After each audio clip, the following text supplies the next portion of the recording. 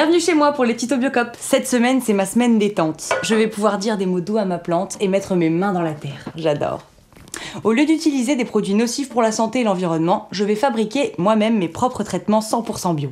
Leur rôle reste souvent préventif, ils ne permettent pas de soigner la maladie de la plante une fois qu'elle est atteinte. En première solution, j'ai recours au purin de consoude. Il est utilisé par la majorité des jardiniers bio et stimule la croissance des plantes et légumes du potager. J'utilise la consoude et l'eau de pluie, de préférence car elle est moins calcaire.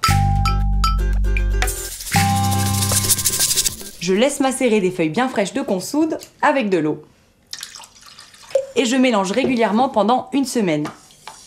Surtout, je n'utilise pas de récipient en métal, ça empêcherait l'oxydation naturelle de la plante.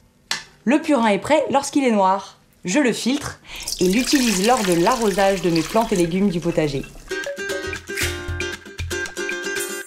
En deuxième solution, le purin d'ortie. À la fois engrais et répulsif contre les parasites, il est aussi excellent contre les pucerons. J'ai besoin d'ortie et d'eau.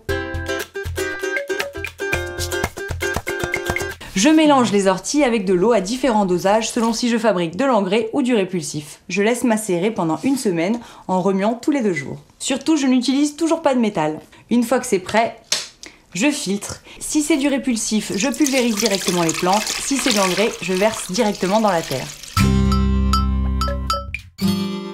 Pour lutter contre la plupart des maladies et des champignons, j'ai recours à la décoction d'ail. Je coupe l'ail en petits morceaux et je verse dans l'eau bouillante. Je laisse infuser une nuit. Une fois que c'est prêt, je pulvérise les feuillages et directement sur les pieds des plantes et légumes. Cette opération est à renouveler tous les 3 jours pendant une semaine. Pensez à bien désinfecter vos outils de jardinage avec de l'alcool à 90 degrés après chaque utilisation. Ça vous évitera de propager la maladie d'une plante à une autre. À bientôt pour les prochains tutos Biocop.